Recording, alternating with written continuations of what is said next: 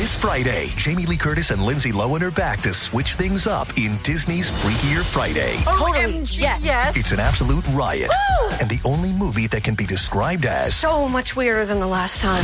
What last time? It's the frequel. You ready? We've been waiting for. That absolutely slays. What deeply out of touch old person came up with that? You did. Wow. Don't miss the comedy event of the summer for all ages. Disney's Freakier Friday in theaters this Friday. Get tickets now. Rated PG. Parental guidance suggested. Pie in the Sky Media. This series contains adult language and descriptions of graphic violence throughout. Listener discretion is advised. 3, 2, 1. Hello, Criminal Mischief Nation. Welcome back to another bonus episode of Criminal Mischief with Carolyn and Branden. I am your co-host, Branden Morgan, along with the great Carolyn Osorio. Carolyn, how are you? I'm awesome. How are you? I'm doing fine. How was your Mother's Day? That's what's important. It was really sweet and special and just... Did you see all 19 of your kids? There's 25. I told you there was 25 of them. Okay, good. Did you see all of them?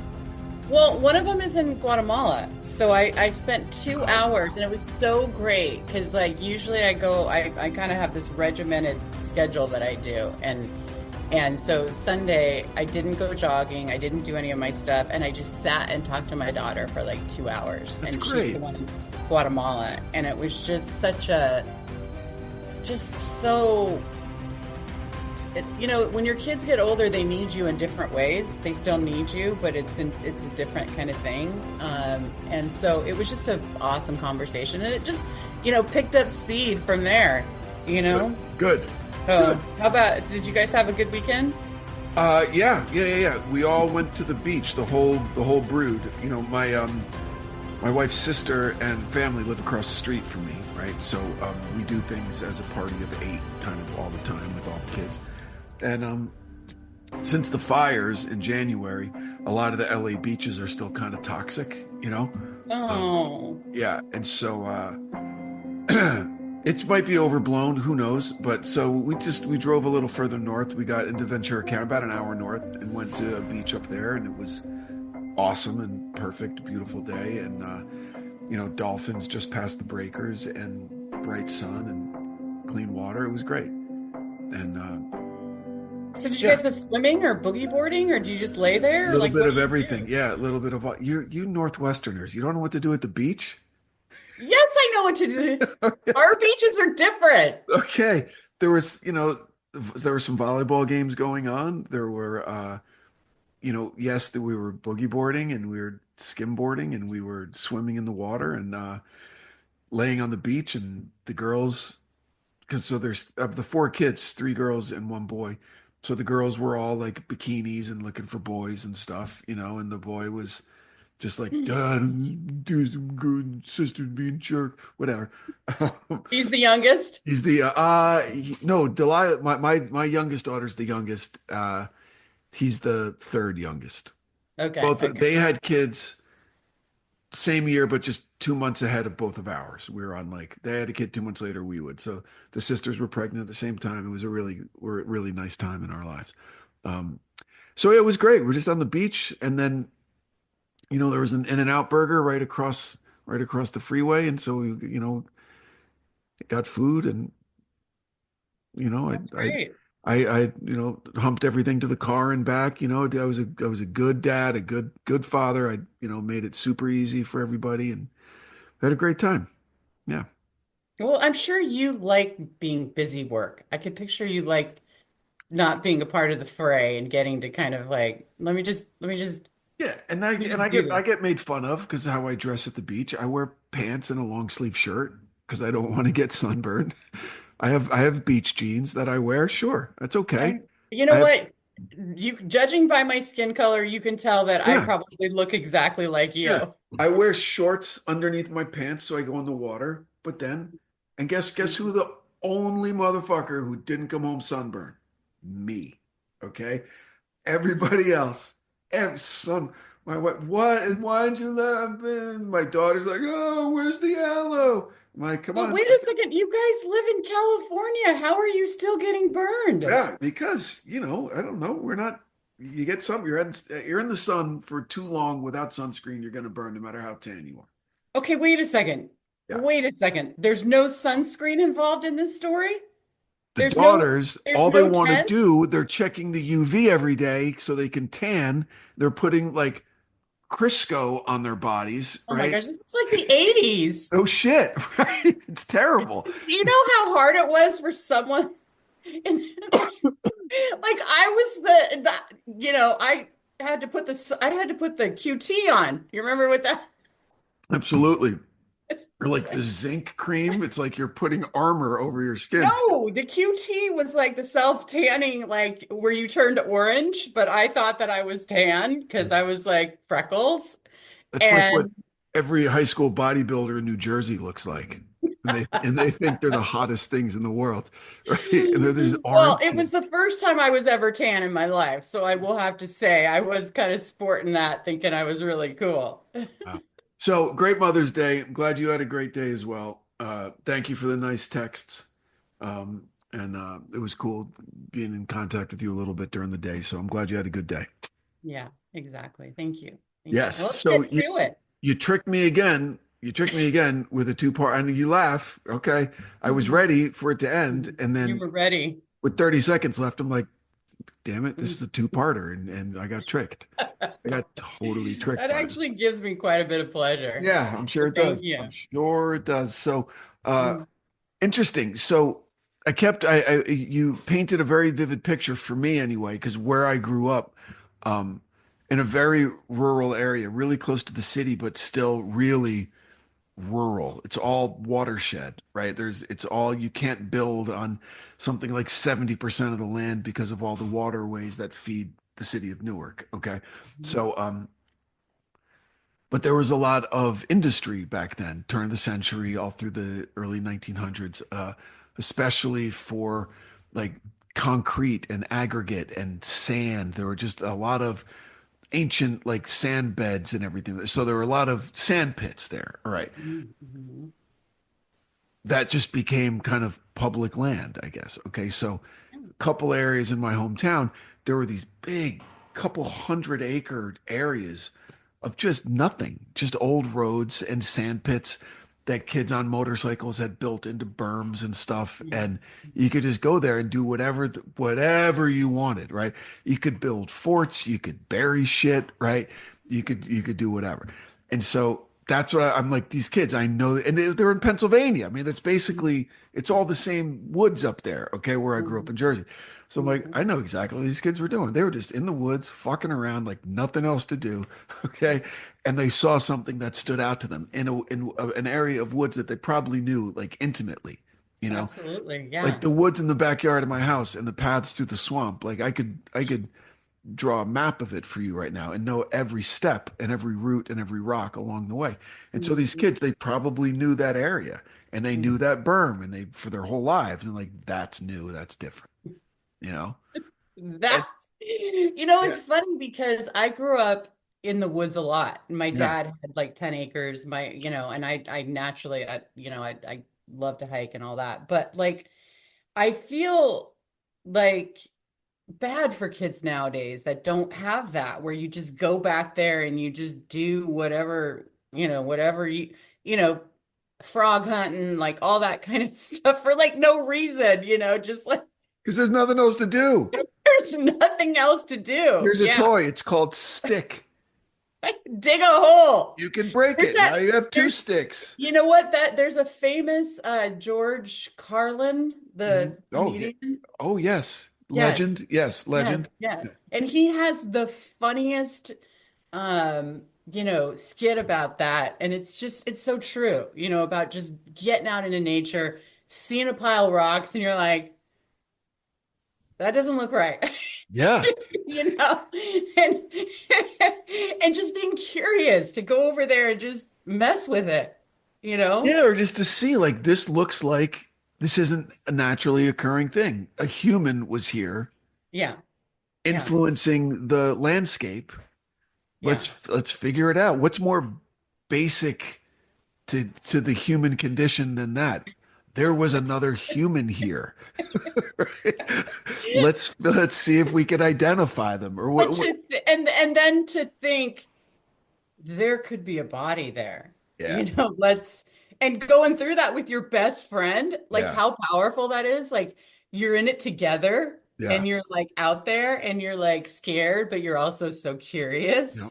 And Well, here's so, what surprised me most about the episode, and it was legitimate surprise because um, when I lived in Hollywood before we moved here to the Valley, my three doors up was a prosecutor for the L.A. County Prosecutor's Office. He worked for the Justice Department, right? And he was a litigator and he was for bank robbery suspect because LA is the bank robbery capital, blah, blah, blah. Okay. And we'd have, barbecues. Our kids are the same age. And I would just ask him stuff. He's really smart, really fun, warm kind of guy, beautiful family. And he was, and I've told you the story. And he's like, if you ever need quick money, go rob a bank. Do it one time. You'll never get caught. We won't be able to catch you. The people who get caught are the ones who get addicted to it and they do it over and over again because they think it's easy. He goes, and then we get them. We get them easy. This guy, 13, 14 years of robbing yeah, banks and not yeah, getting caught, hundreds of banks. That's incredible that he was able yeah. to do it and to get away with it. Hmm. So that surprised me more than anything else. And such an interesting MO. No car. Talk about being comfortable in the woods, right? You disappear into the woods. It's brilliant. It's No brilliant. getaway car. I know. That's what was interesting about the profile. Like, because usually you don't hear about the profile of a bank robber. And it's actually interesting because that Hollywood case that I was researching, Yeah, I talked to a profiler to make a profile of the guy because he's dead. And I was like, well, right. what do you think knowing all this information, like what was going on with this guy? So it was actually really quite interesting to get his take on why, based on this person who no longer is Yeah, alive, yeah. kind of as a way to kind of because I couldn't interview him. And so it's like, because usually you don't hear bank robber profiles. So I thought it was interesting how the banks themselves were the victims in that why would he choose these banks? Yeah.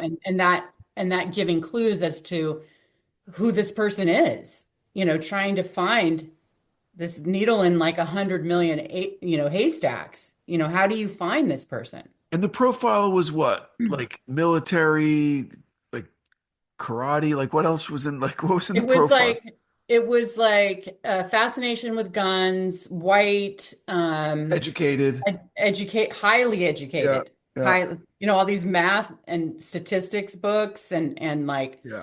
they were like hauling out like Seven, eight, 700 books. 700 or 800 books, he said. I Yeah. mean, like it's really like what going in the cave and seeing all this stuff. I can imagine they're like, what is this? You Yeah. know? So they get the profile going, Yeah. and then he just, for as smart as he is, I mean, it's hubris, right? It had to be. He thinks that no one's going to find this stuff. And if you do, you leave everything behind. You leave a map to all your other fucking honey holes where you hide shit, right? Well, look, it took a couple of kids to be able to find it. Nobody was finding it. Curious kids out there looking around in the woods. But he left so the map to all of the other places where he was hiding stuff, that was really interesting. And he had Yeah, the so key. many. Yeah, I know. You know how I much know. work that is?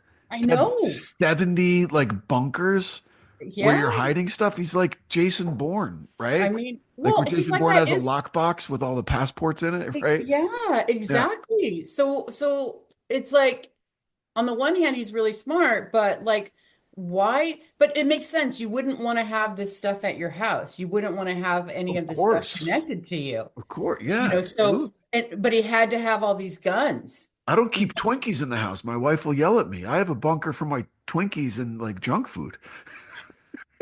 I feel this guy. You know what? I totally picture you having that like stashed in your somewhere. I do.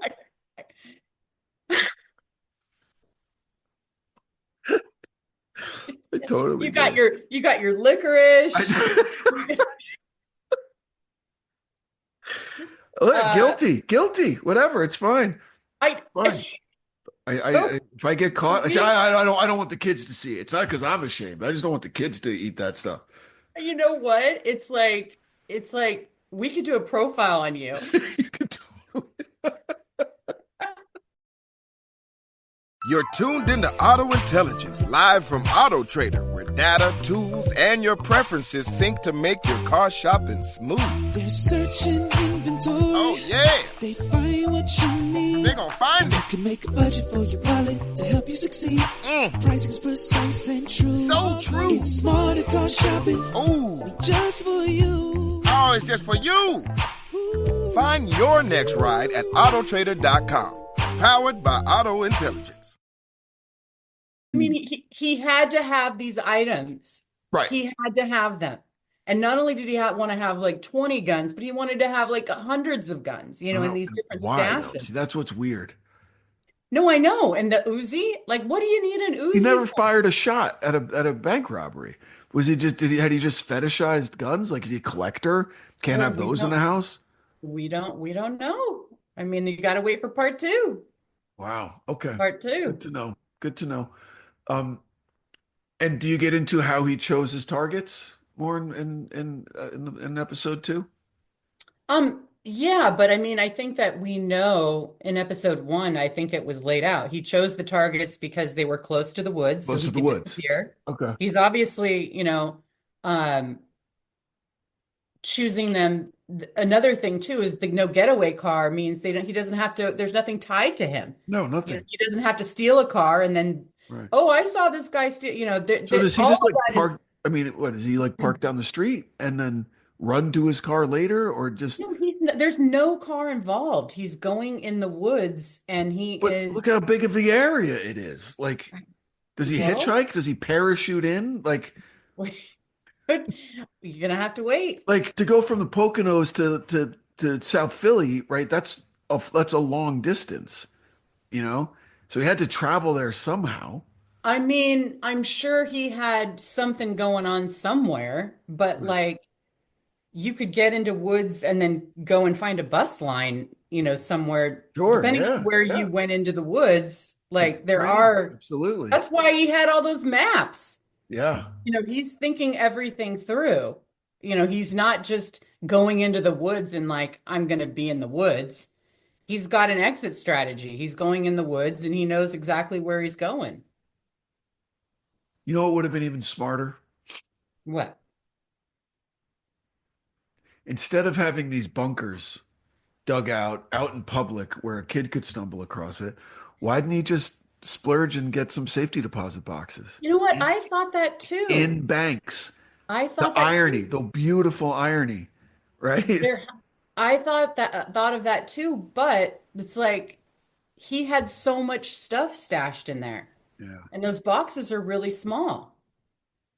And I'm sure you could get a court order for that. I don't know, or a subpoena or whatever. I don't know, a search warrant, sorry. I don't know if those are protected. Or like storage area. How about you store it? Like some storage areas. I know, but that again, that could be somehow tied to him. Even if he got it in someone else's name, like at some point it could be tied Right. to him. Right. So it actually was a smart plan. It's just that he, the one the Radner find that the bunker that they found, I think it was too close to civilization, because those Yeah. kids went in there and were like, stumbled upon it, but who knows how long it had been there. But I Wow. mean, that would be like nerve-wracking. Like, it's out there. Somebody could find it. Right. Okay. So then he had to know. So we have to assume then that he's smart enough to leave no identifying characteristics or paperwork or fingerprints or anything. Because Well, nothing. no, that's not exactly true because they sent those documents, to Quantico and the lab was completely, overrun with orders to fill, and so it was just backlogged, right? And then Right. there was the two things. There was the manual from Camp Hill, which he could have been there as a juvenile, but they didn't. I mean, I'm sure they had hundreds and hundreds of inmates over the years. So it's like, how do you narrow it down? You need to have a suspect. And then once you have a suspect, then you can be like, oh, yeah. But his fingerprints are probably in the system because, if he was a juvenile, I don't know if they take fingerprints, but Well, that's sealed. It's totally if your um juvenile prints are taken, they're sealed as soon as you turn 18. Trust me. Right? So you're in the system, I'm buddy. not in the system. I'm not in the system. I'm telling you, I'm not. Okay. Okay. This will be interesting part two. This will All be right, I can't interesting. wait. I can't wait for Yeah. it. So is that it? All right, so it's not normal for the FBI to work up a profile on a bank robber, or is it? It's not It's normal. No, not. they They usually save do it. that for like the serial Right, killers and usually shit. like the killers, the serial rapists. Right. I mean, I'm not saying it's never been done before, but according to Ray, it's not the usual thing when I was Right. interviewing him. It's not, and it makes sense because usually bank robbers get caught, Yeah. Yeah. you know? And so, and if it's a one-off, it's not probably worth doing this massive investigation, especially back, well, in the 90s for sure, when there was all those bank robberies. But like, it got on their radar because he was making them look bad. And obviously they wanted to catch him, but like was getting away with a lot of money. I mean, that's a lot of money to get away with each time, between 20 to 100,000. Because usually in bank robberies, you don't, unless you can get into the vault, everything happens so quickly and you need to just get the money, and then there's those die packs and stuff like that. So, Speaking of 90s bank robbers, my oldest, I wouldn't say they're dating, but she's spending some time with a new boy. And he was he was over the house the other night, and I was, just mad dog. I was looking at him, and I know what's going on. you know what? You were probably showing Okay. him your Twinkie stash. Okay, no, his name's Bodie. Okay, Oh my gosh, and Point and I'm Break. totally like just breaking his balls. I'm like, are your parents like some Gen Xers that love the movie Point Break? He goes, yeah. Do you know that movie? I went, are you kidding me? You're named after a Patrick Swayze character in an action movie from the early 90s. Right? He I goes, feel like you would like that. I would rather his parents were like, he said, like, no, my parents are Buddhists. And, they've, no, it's after a piece of pop culture, a great piece of pop culture. But do you name your kid after it? Okay. All right. I can dig it. It's a lot to live up to. It's a Okay, well, lot to live up to. my daughter, Amelia, we named her after Amelie, the movie that came out, which I absolutely love, but then also Amelia Earhart. Yeah. So those two, I just kind of combined them, and I just figured, the French pronunciation would just be impossible. Like Yeah. that would just like, Yeah. Yeah. but I Isn't don't that think there's Harrison Ford's anything. wife? Oh no, no, no, no. She did that actress also was in the Da Vinci Code, right? I can't remember, Yeah. but I just loved that movie when it came out. Yeah, yeah, Like yeah. I just loved it. Yeah, she's great. She's terrific. She's terrific. hmm But So, so so wait a second. So the boyfriend, are you? easy, easy. He's not the boyfriend. First of all. Okay. Just back up a little bit. Okay. I think they got ice cream. It's it. Okay. Oh boy, So Bodie, what about him? I just, I just am having fun imagining you, quote unquote, breaking his balls, this poor kid. Uh, yeah. Nice kid. Nice kid. Okay. Um, Okay. so all right. I want to talk about this, the bank robber's MO. Okay. So he goes in and he like jumps up onto the counter like a ninja. Vaults up. Yeah. Do you know how Okay. hard that would be to do? Oh. Yeah, it's an impressive kind of show of athleticism that might draw a lot of people's attention to him, right? Absolutely. But why It's would you kind of want to like, do that? Why would you want to draw I attention? think that you could, if you were doing like let's play profilers. We're Yeah. gonna be pretend profilers. I mean, that could show a little bit of arrogance, the showing off, like Yeah. he wanted to show his physicality. Yeah. But I also think that it was effective in like he commanded and controlled the room immediately. That was some of the feedback that the tellers had given. Like he immediately, and that's effective to get people to do what you want them to do in a short amount of time, to be able to just vault up like that and then just immediately hop down, and you have this bank robber right next to you as a teller. Like you can smell each other. You know, I mean Right. that. And he would hit people if he had to, right? It's not like he Yeah. was a pacifist. And he was like, I guess vulgar is what Bray had said, that he was Right. vulgar. I don't know And what that he'd was pistol like. whip some. He'd hit Yeah. you. Yeah, yeah, yeah. Yeah. So he was business. And in and out quick. He didn't In try to and fuck out with the quick. vaults, right? If he could get to the vaults, he did. If he didn't, he didn't. You know, because the person has to have the key, and there's, he wasn't dumb where he's going to wait around for it. I think he just was like, if he could get the key and have access to it quickly, he could get there. Yeah. If not, he went for the cash and was gone. Huh. All Because, right. they press the button and he's got to get out of there because the cops are going to come. Absolutely, they are. Well, I can't wait for the next episode because I want to know, was he ever almost caught? Like, did he like, did he leave evidence behind at any of these banks? He left one of his masks behind, but for some reason they hadn't, or a glove. It was either like a glove or a mask, but they weren't able to get any DNA or fingerprints from it. And did he have a specific mask that he used more than once, or was it Yeah, all? he loved the Freddy Krueger one, although he had other terrifying masks. He had in one of his caches, he had 8 Halloween masks and 2 ski masks. He also wore old man masks. I mean that's got to be just so, and they're full on masks over Like your Point head. Break, like when they were the dead presidents. Yeah. Yeah, exactly. So like, and he's wearing gloves and he's wearing, so you don't know any features about him whatsoever. Wow. All right. Well, I'm interested to see where this goes. And how'd you find the case, by the way?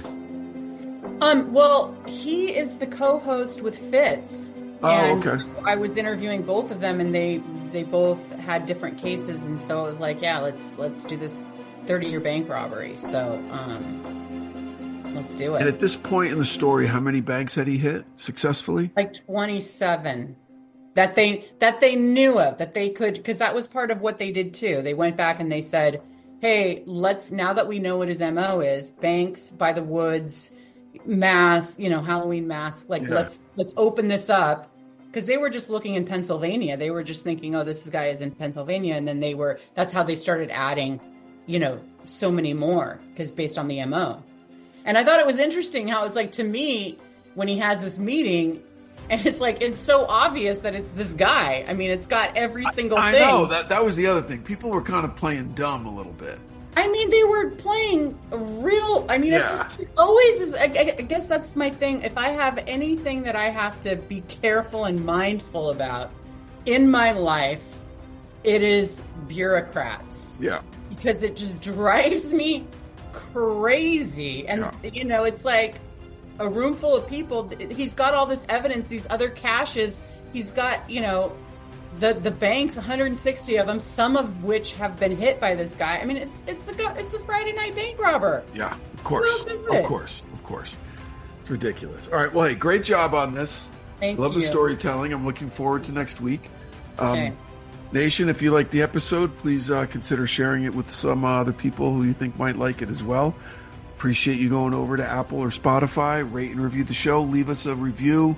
We love reading them, and we try to answer them all if we can. And Carolyn, anything you want to add, or? Nope. We will No? see All next right. week. Well, looking forward to part 2. Until next time, everybody, stay safe out there. Thanks for listening. Bye. From Pie in the Sky Media, Criminal Mischief is an EVO production, recorded live in the beautiful Pacific Northwest. We're produced by Brandon Morgan and myself, music by Soundstripe. For EVO Creative, I'm Carolyn Osorio. your writer and host.